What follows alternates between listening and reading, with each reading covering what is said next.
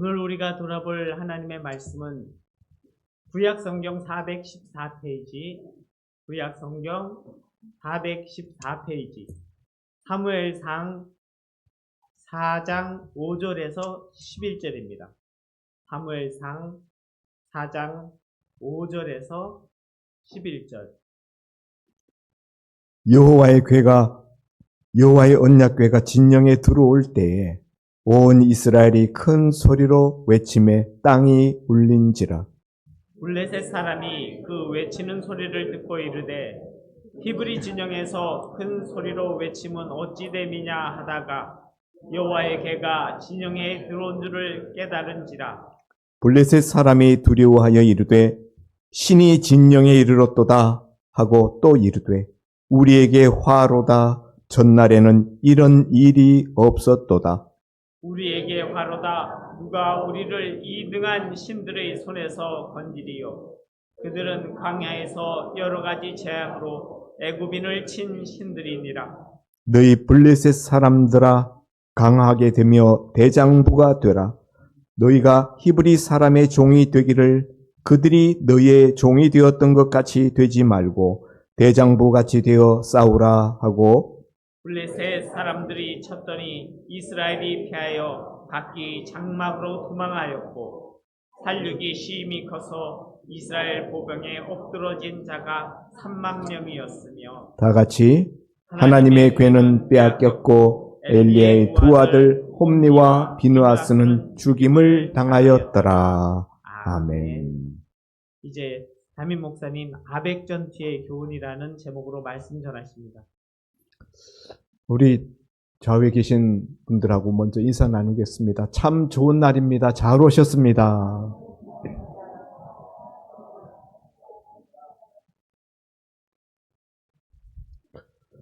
일 년 중 제일 좋은 때인 것 같아요.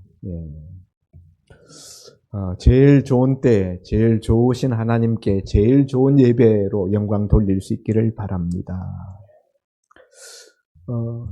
오늘 본문의 이야기는 이스라엘 남쪽에 있었던 블레셋 백성들이 이스라엘 나라를 침략해 들어옴으로 말미암아 이스라엘이 위기를 만나게 되는 장면의 내용이 본문에 기록되어져 있습니다. 이스라엘 옆구리에 늘 가시 같은 나라가 바로 블레셋 나라예요. 그 블레셋이 오늘날 그 가자지구 전투, 계속 벌어지고 있는 그 가자지구 전투, 바로 그들의 조상이 블레셋 민족이죠. 블레셋의 핵심 거점 도시 중에 하나가 우리 삼손 때도 보면 가사라고 나오죠. 1차 블레셋의 이스라엘 침공에 의하여서 아벡 전투가 벌어지게 되었는데 아벡이라는 곳에서 이스라엘 병사 4,000명이 전사하게 됩니다. 많은가요? 4,000명의 전사자가 생겼습니다. 이스라엘 백성들이 돌아와서 어찌하여 하나님께서 우리를 패하게 하셨는고 하면서 한탄하고 또 이 문제를 집중적으로 의논합니다. 이들의 이런 태도는 바람직합니다. 자기들의 병력이 약해서 졌다. 블레셋 병력이 강해서 우리가 패했다. 이렇게 말하지 않고 하나님이 우리를 어찌하여 패하게 하셨는고 이렇게 받아들이는 이런 모습은 신앙적입니다. 그런데 이제 그러면은 다음에 또 블레셋과의 전투에 나가게 될 때 우리가 어떻게 나가야 될 것인가? 보완해야 될 텐데 다음에는 승리해야 될 텐데 그래서 이스라엘 방백들이 의논하고 결정한 사항은 하나님의 언약궤를 메고 나가자라는 거였어요. 왜 이런 결정을 했을까요? 과거의 경험 때문이에요.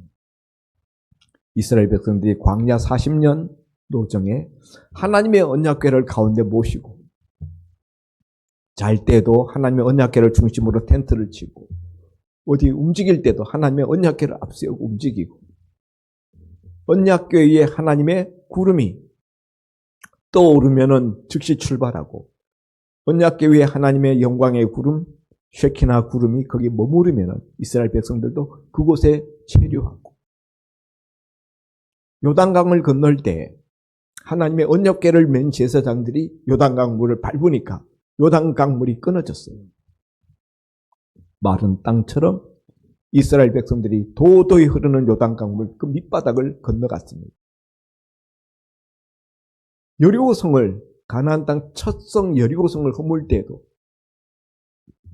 하나님의 언약궤를 맨 제사장들이 매일 한 바퀴씩 여리고성을 엿새 동안 돌다가 마지막 날에는 7바퀴를 돌 때 여리고성이 무너졌어요.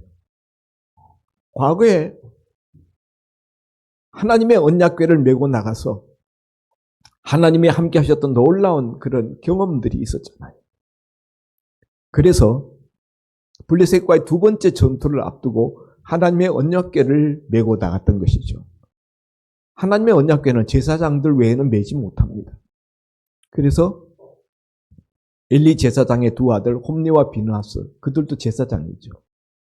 두 아들이 언약궤를 메고 나갔습니다. 결과는 어떠했습니까?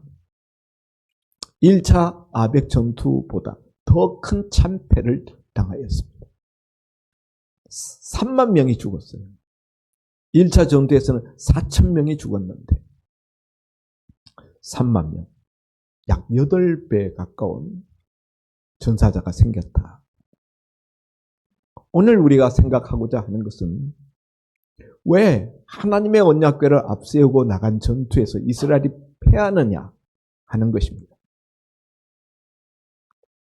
언약궤가 이스라엘 백성의 진지에 도착했을 때 이스라엘 군사들이 너무나 기뻐서 함성을 질러댔는데 그 함성 소리가 땅이 진동하는 것 같았다. 그걸 적군 블레셋 진영에서 듣고 이스라엘 진영에서 이 무슨 큰 함성이 이렇게 울리는가. 그들이 가만히 생각해 보다가 이스라엘 신이 이스라엘 진영에 이르렀도다. 이 신은 과거에 애굽의 신들을 쳐서 물리친 신이라 그 능하신 신이 도착하였으니 우리는 어찌하면 좋은가. 우리에게 화로다. 이런 이야기를 블레셋 사람들이 합니다. 반면에 이스라엘 사람들은 사기 충천했어요. 전투에서 이기려면 사기가 중요한데 이 두 번째 아벡 전투에서 이스라엘 백성들은 하나님의 언약궤를 모시고 와서 사기가 충천했어요. 적군은 블레셋 병사들은 오히려 사기가 죽었습니다. 그러면 누가 이겨야 돼요? 이스라엘이 이겨야 되는데 하나님의 언약궤를 메고 나간 이 두 번째 아벡 전투에서 이스라엘은 블레셋 앞에 여지없이 참패를 당하고 심지어는 하나님의 언약궤도 빼앗기고 언약궤를 메고 나갔던 엘리 대제사장의 두 아들 홈리와 비느하스도 전쟁돼서 죽고 말았습니다. 3만 명의 병사들이 그날 목숨을 잃고 도망쳤습니다. 이스라엘의 패전의 원인이 어디 있는가? 그걸 알아야만 우리도 같은 실수를 범하지 않을 수 있지 않겠습니까? 예. 첫 번째 원인은요. 하나님의 언약궤는 메고 나갔지만은 하나님은 이스라엘과 함께하지 않았다. 하나님은 하나님의 언약궤와 함께하지 않았기 때문에 이스라엘이 이 전투에서 패할 수밖에 없었던 것이지요. 하나님이 하나님의 언약궤와 함께 동반하셔서 이 전쟁터에 나가셨더라면은 적군 블레셋이 아무리 강하다 할지라도 이스라엘이 승리했을 터인데 언약궤는 전쟁터에 나왔는데 하나님은 나오지 않으셨어요. 그것이 전투에 패배한 결정적인 이유다 하는 것입니다. 과거의 이스라엘 백성들은 하나님의 언약궤와 하나님이 늘 함께 하신다고 생각했어요. 언약궤 그 상판을 시은좌라고 그러는데요. 거기가 여호와 하나님이 임재하시는 장소라고 이스라엘 백성들은 믿었습니다. 그래서 이 하나님의 언약궤가 옮겨가면은 하나님 당연히 함께 하시는 것으로 생각했는데 여기에서 우리가 알 수 있는 것은 하나님은 항상 하나님의 언약궤와 함께 하시는 것은 아니다. 함께 하지 않을 수도 있다. 하나님의 언약궤가 이때까지는 하나님 임재의 상징이었지만은 그러나 경우에 따라서는 하나님 임재의 상징으로 일컬어지는 하나님의 법궤가 하나님 임재하지 않을 수도 있다 하는 것을 오늘 본문이 보여주었다는 것입니다. 그러면 왜 하나님은 당신의 이름으로 일컬어지는 하나님의 궤, 법궤와 함께 하시지 않았는가 하는 거죠. 오늘 이스라엘 백성들이 언약궤를 메고 나간 이런 모습 속에는 그 당시 팔레스틴 지역에 퍼져 있었던 우상 문화에 깊이 이스라엘 백성들이 감염되어 있는 그런 모습을 우리가 볼 수 있습니다. 그 팔레스틴 지역의 가나안 족속들, 그들 나름대로 다 각양각색의 자기네 신들을 섬깁니다.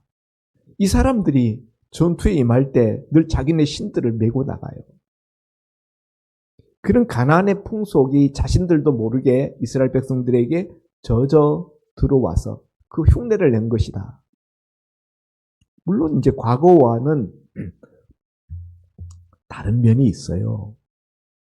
근데 하나님이 법궤가 나갔는데도 불구하고 또 제사장들이 그것을 메고 나갔는데도 불구하고 하나님은 나가지 않았다. 왜냐하면 이스라엘 백성들의 삶과 신앙이 하나님 마음에 들지 않았기 때문에 하나님이 이스라엘 백성들을 도와줄 만큼 이스라엘 백성들의 삶과 신앙이 신앙적이지 못했다는 거예요. 그것이 하나님이 왜 이 이스라엘 백성들의 이 전투에 참여하지 않았는가, 왜 도와주시지 않았는가 하는 결정적인 이유가 된다는 거예요. 이스라엘 백성들은 하나님의 언약궤만 메고 나가면 당연히 하나님은 마땅히 자신들과 함께 할 것이다 라는 믿음을 가지고 있었는데 그 믿음이 잘못된 믿음이었다 하는 것입니다. 이 믿음이 왜 잘못된 믿음일까요? 이런 식의 믿음을 우리가 뭐라고 말할 수 있는가 하면은 법궤 부적 신앙이라 이렇게 말할 수 있어요. 법궤를 마치 세상 사람들이 부적을 숭배하는 것처럼 부적 숭상하는 것 같이 그렇게 간주하고 그런 식으로 취급하는 그 신앙을 법궤 부적 신앙이다. 이렇게 이름을 붙일 수 있겠다 하는 생각이 듭니다. 여러분, 세상 사람들이 무당한테 찾아가서 부적을 받아옵니다. 돈을 주고 부적을 삽니다. 그래서 그것을 옷 속에도 집어넣고 베개 속에도 집어넣고 문지방 위에도 붙여놓고 차에도 갖다 넣고 왜 그렇게 합니까? 그 법궤와 신이 함께한다고 그 부적과 신이 함께한다고 생각하는 거예요. 그래서 그 부적의 신이 함께하기 때문에 그 부적을 품 안에 품고 있으면은 여러 가지 그 애군들을 막아준다. 그런 생각 때문에 그것을 옷 속에도 넣고 문지방 위에도 붙여놓고 온데다가 그 부적을 도배를 하는 것입니다. 여러분, 하나님은요, 어디 이렇게 매이시는 분이 아니에요. 법궤, 하나님이 그 지시하셔서 만든 법궤 있지만은 하나님은 어디에 제한되시는 분이 아니고 하나님은 자유로우신 분이십니다. 교회, 우리 예배를 드리지만은 하나님은 이 예배당 공간에만 계시는 분이 아니에요. 하나님은 온 우주를 그 발등상을 삼으시는 자유로우신 분이십니다. 그런데 이스라엘 백성들은 자신들이 하나님과 어떤 내밀한 관계, 지금 하나님이 응답하시고 하나님이 기꺼이 그들을 돌보실 만한 내밀한 영적 관계에 있는지 그 부분은 돌아보지 않고 법궤만 메고 나가면 하나님이 무조건 자기들과 함께 한다라는 믿음을 가지고 전투에 나갔기 때문에 하나님이 함께 하지 않았던 것입니다. 뭐가 잘못됐는가? 이 부족신앙의 결정적인 잘못은요, 과거에 광야 40년 동안 하나님의 언약궤를 메고 나갔을 때는 다 승리했는데 왜 이번에는 승리하지 못했는가?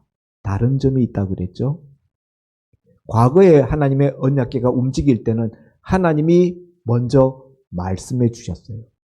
명령했다는 거예요. 하나님이 지시하심을 받아서 요단강을 제사장들이 메고 그 도도에 흐르는 물속으로 발을 담그라, 건너가라. 하나님의 명령에 따라 움직이니까 발을 디디니까 요단강 물이 딱 끊어집니다. 여리고성을 매일 한 바퀴씩 돌고 마지막 날은 7바퀴를 돌라. 하나님의 명령에 따라서 언약궤를 메고 여리고성을 돌 때 여리고성이 무너졌어요. 자기네들이 짜낸 작전이 아니고 자신들의 생각과 자신들의 결정으로 한 것이 아닙니다. 하나님의 명령이 먼저 있고 하나님의 지시하심을 받아 그 분부대로 순종했을 뿐이에요. 그런데 이번에 이 아벡 전투, 두 번째 아벡 전투에 블레셋과의 전장터에 나갈 때는 하나님 앞에 최소한 물어보기라도 했어야지. 물어보지도 않고 자신들의 경험으로 옛날에 언약궤 메고 나갔더니 승리하더라. 그러니까 이번에 볼 거 없어. 언약궤만 메고 나가면 우리 이길 수 있어. 하나님의 어떤 지시하심도 하나님의 어떤 명령도 떨어지지 아니한 상태예요. 자기네들 임의대로 하나님의 언약궤를 이용하려고 했다는 것이에요. 이것이 부족신앙이다라고 말하는 이유입니다. 이런 부족신앙의 허구성을 하나님이 폭로하신 거예요. 그 결과가 뭐냐? 언약궤 빼앗기고 언약궤 메고 갔던 제사장들마저 죽고 하나님이 그들과 함께하지 않는다는 것을 여실히 보여주셨어요. 당시 이스라엘 백성들의 영적 상태는 엘리 제사장 가문이 그 영적 상태를 적나라하게 보여주었습니다. 엘리 제사장은 이 소식을 듣고 전투에서 피하고 언약궤 빼앗겼다라는 소식을 듣고 의자에 앉아 있었는데 몸이 비둔한 연고로 그 소식 듣고 충격받아서 쓰러져서 그 자리에서 목이 부러져서 죽습니다. 이스라엘의 대제사장의 그 비참한 모습, 제사장의 두 아들들의 비참한 전사, 그 내면에는 이 제사장 가문의 하나님께 대한 범죄와 패역함이 그 속에 드러나 있습니다. 엘리 제사장의 두 아들들은 하나님을 경외하지 않는 자들입니다.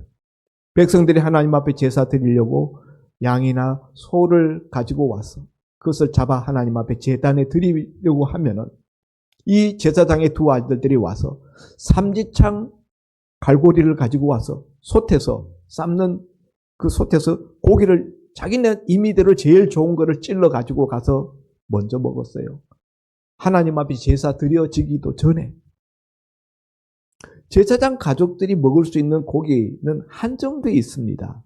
그리고 그것도 하나님 앞에 먼저 제사 다 드려지고 난 다음에 물려지는 부분 중에서 하나님의 허락한 일정 부분만 먹을 수 있었어요. 그런데 하나님 제사 드려지기도 전에 자기 임의대로 먹고 싶은 부분 막 이런 하나님을 경외하지 않는 이런 패역한 두 아들들 뿐만 아니라 그 성전 뜰락에서 제사장들을 돕는 여인들이 있었어요. 그 성전뜰락에서 봉사하는 여인들을 성폭행했습니다. 이런 제사장의 아들들의 이 죄악은 그 당시 이스라엘 상태가 얼마나 영적으로 퇴락하고 얼마나 하나님 앞에 이스라엘 백성들이 영적으로 무너져 있는가 하는 것을 보여주는 단편적인 모습입니다. 지도자들의 모습이 꼭 백성들의 삶의 모습을 대변하는 것이거든요. 이스라엘이 언약궤를 메고 나갔음에도 불구하고 패전한 이유는 바로 이 엘리 제사장 가문이 보여주는 온 이스라엘 백성들의 영적인 퇴락, 영적인 부패, 그것과 무관하지 않다 하는 것입니다. 그러므로 우리는 이들이 무엇을 잘못했는가? 언약궤를 메면 자동적으로 하나님이 개입한다라는 이 생각이 굉장히 잘못된 것이다. 그 다음에 언약궤는 누가 메야 되는가? 물론 제사장이 메야 되지만은 제사장들도 하나님의 언약궤를 멜 때는 자기를 살피고 자기를 거룩하게 한 다음에 언약궤를 메야 되는데 그들이 하나님 앞에 하나님의 제물을 갈취하고 성전 뜰락에 봉사하는 수종드는 여인들을 겁탈하고 이런 죄인들이 하나님의 언약궤를 맸으니까 하나님이 거기에 동참하실 수 있냐고요.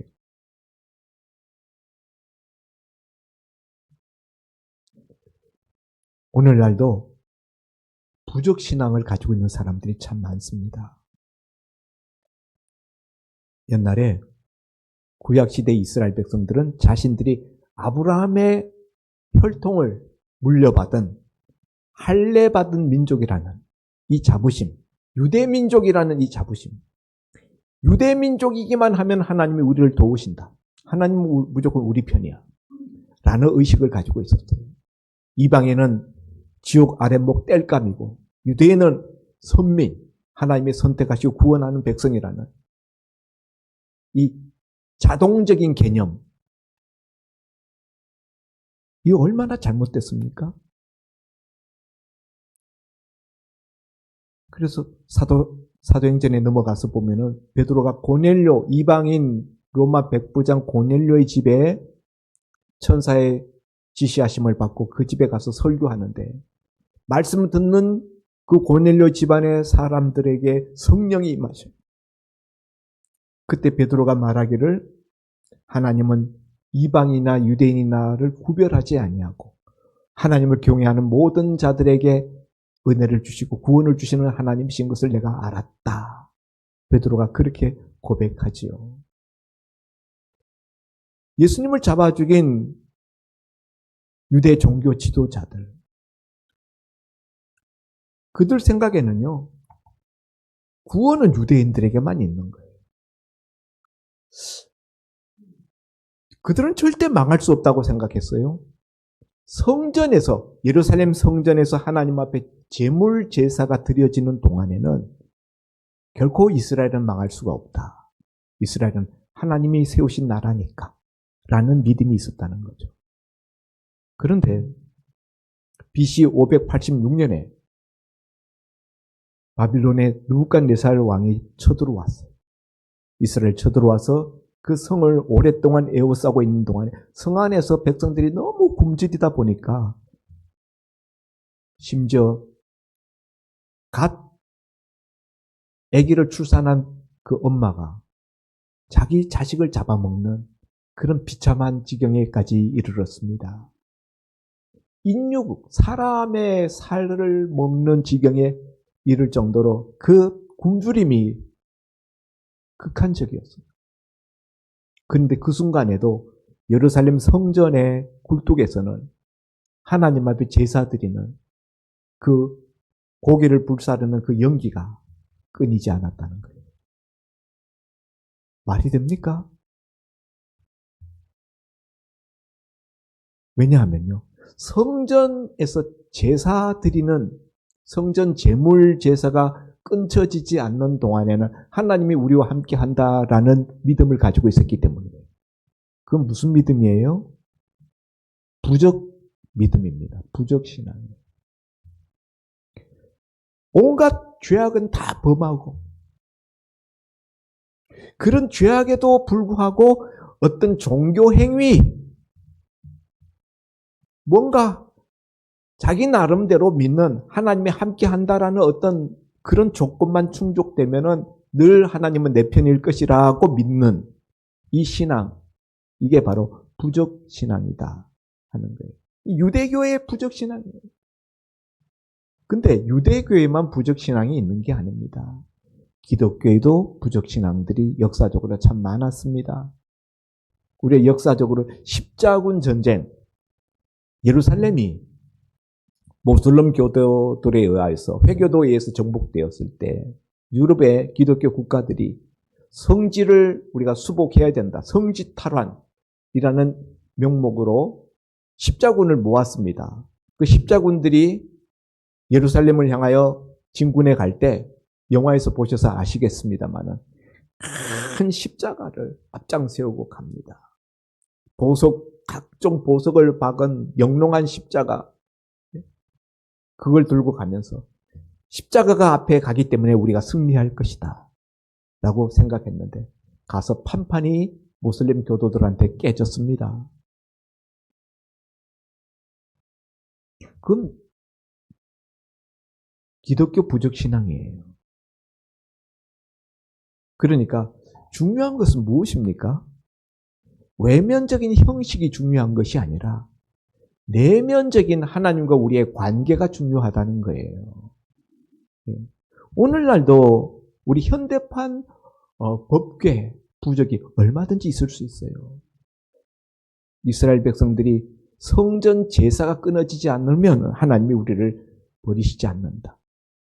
우리식으로 그걸 바꾸면은 우리가 주일 예배를 우리가 드리기만 하면 하나님 반드시 우리를 버리지 않아. 우리가 하나님 앞에 기도를 끊치지 않으면 하나님 우리를 반드시 버리지 않고 우리를 도와주실 거야. 우리 이렇게 생각하지 않습니까?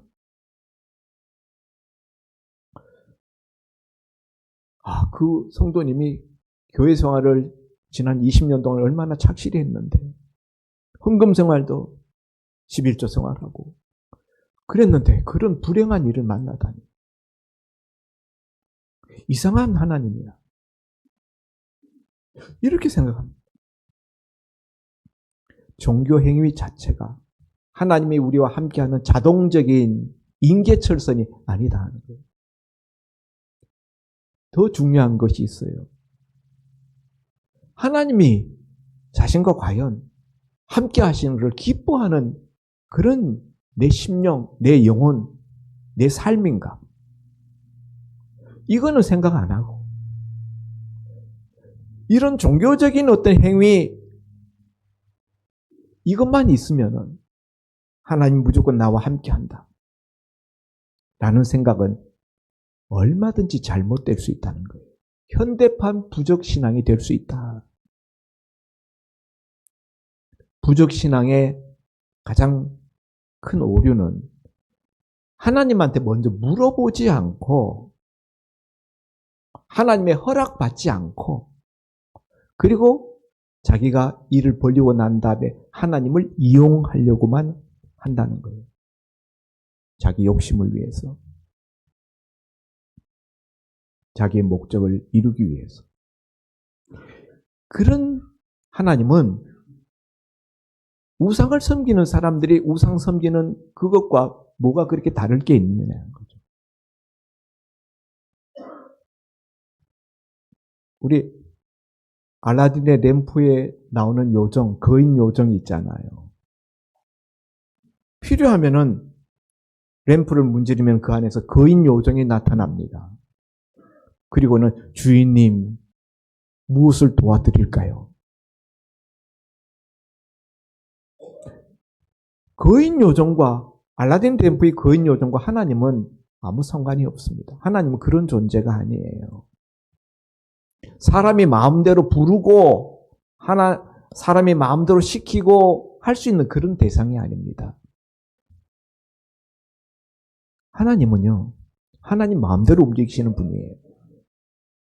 근데 하나님은 사랑 때문에, 하나님을 사랑하는 사람들과의 사랑 때문에 그 사람들에게 매이십니다. 아무데도 매이지 않는 하나님이신데, 하나님을 경외하는 사람들과의 인격적인 관계 속에 하나님은 자신을 매이게 하십니다. 그러므로 이런 하나님을 경외하는 사람들의 마음속에 늘 하나님은요, 24시간 늘 주인이시고 주님이십니다. 무슨 일을 할 때 주님 반대편에 서 있는 나는 뭡니까? 나는 종이에요. 나는 노예입니다. 노예는 무슨 일을 하든지 주인님에게 먼저 물어보는 것이 순서예요. 주인님, 제가 이런 일을 하려는데 해도 되겠습니까? 주인님 생각은 어떻습니까? 주인이 지시하시는 것, 주인이 명령하는 것, 주인이 허락하시는 것, 그걸 먼저 확인하고 움직이는 것이 종의 처신이요, 종의 삶인 것입니다. 오늘 이스라엘 백성들은 하나님 앞에 물어보지도 않았어요. 단지 하나님을 이용하려는 생각밖에 없었어요. 하나님의 능력, 그 도움받는 거 그게 급해서 하나님의 지시하심이나 허락하심이나 하나님의 뜻이나 이런 것들은 전혀 고려하지도 않고 덥석 하나님의 언약궤만 메고 나가서 승리할 줄로 알았다는 거예요. 그게 우리 현대판의 예배일 수도 있고 그게 헌금 생활일 수도 있고 그게 우리 기도일 수도 있어요.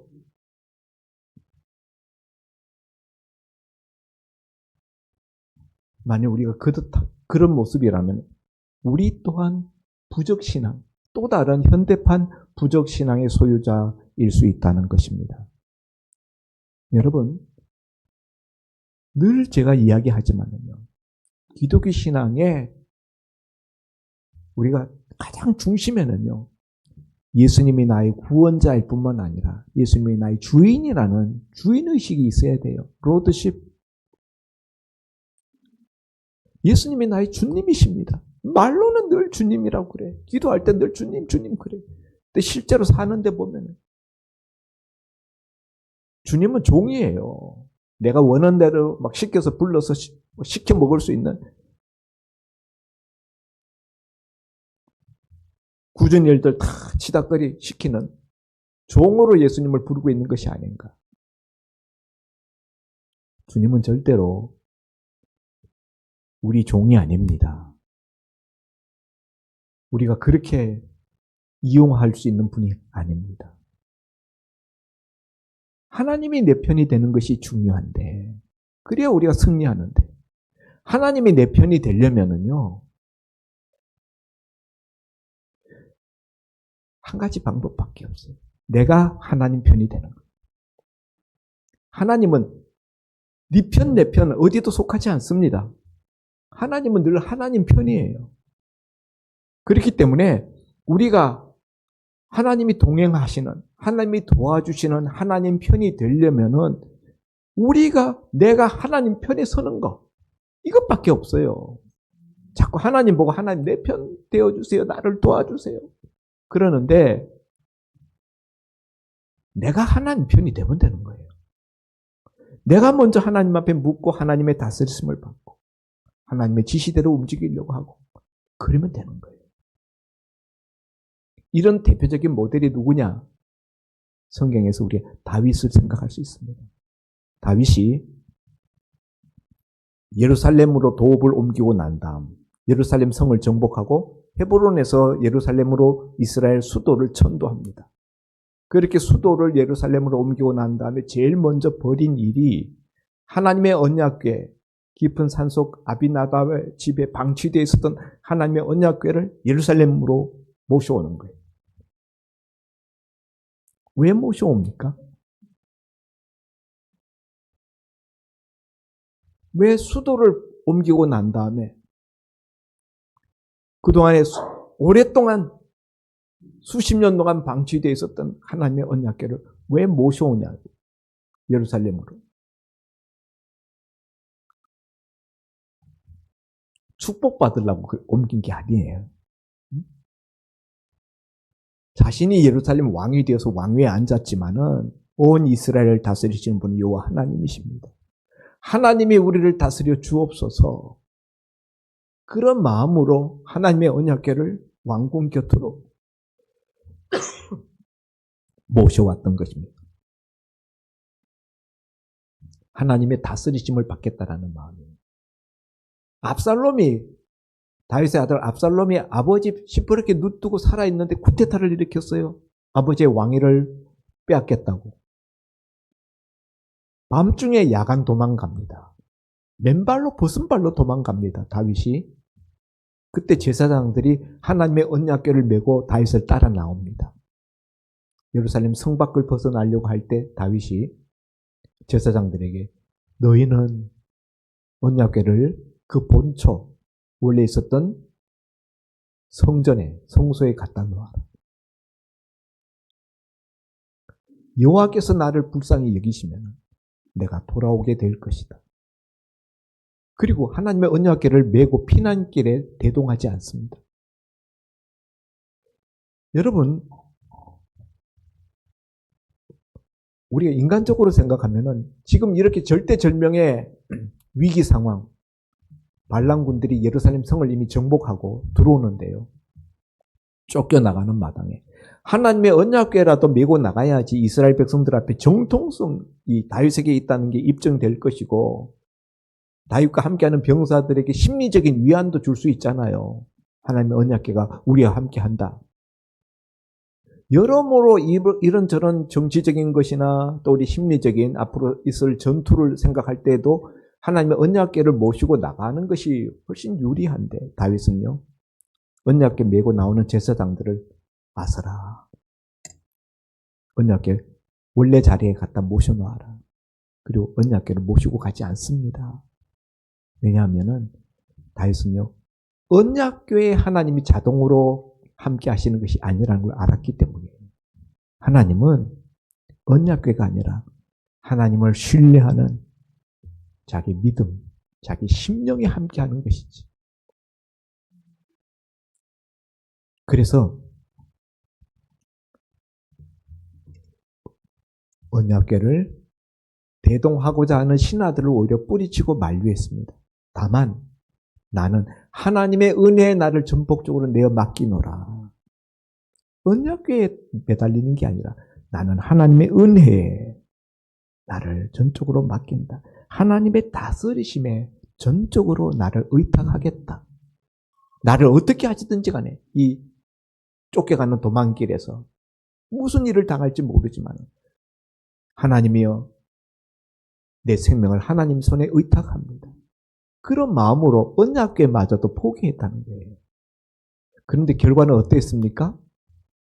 다윗이 도망간 이 전쟁터에서 압살롬의 반란군을 제압하고 압살롬이 죽고 예루살렘 왕궁으로 환도하게 됩니다. 돌아오게 됩니다. 모든 잃었던 것들을 다 도로 회복하게 됩니다. 여러분, 오늘 다윗은요, 우리 신앙의 정수, 우리 신앙의 그 핵심이 어디에 가 있어야 되는가 하는 것을 보여주는 거예요. 우리가 하나님이 함께하는 신앙이 되려면은 첫째, 우리가 이런 부적 신앙을 버려야 됩니다. 참 우리가 유치원 시절에 어린이들에게 설명할 때나 이게 통하는 이야기예요. 내가 어떻게 살든지 간에 하나님 무조건 내가 이런 행위만 하면은 하나님 무조건 내 편일 거야.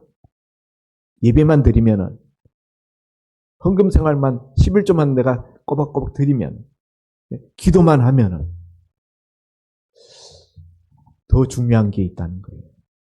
그게 중요하지 않다는 게 아닙니다. 중요합니다. 우리가 예배 생활 중요하죠. 11조 생활 중요하죠. 기도 생활 중요하죠. 그런데 더 중요한 것은 하나님과 나와의 인격적인 관계. 내 실제 삶에서 내 삶이 부패하고 내 삶 속에 죄악이 하나님과 나 사이를 가로막고 있는데 그런 것은 아랑곳하지 않고 이런 몇몇 가지 종교적인 덕목 이런 것들만 갖추면은 자동적으로 하나님이 내 편일 것이고 내 편이고 하나님이 나를 도울 것이라고 생각하는 것은 그건 착각이다는 거예요. 그게 미신적인 신학이에요. 그게 부족신앙이라는 겁니다. 우리 하나님은 인격적인 하나님이세요. 우리가 사람과 사람 사이에도 보면은 어떻게 나를 대하느냐에 따라서 내 반응과 태도가 달라집니다. 우리가 하나님을 우리 치닥거리나 하는 잡부처럼 우리가 그렇게 취급하면 안 됩니다. 늘 하나님은 우리 주인이에요. 무슨 일을 하기 전에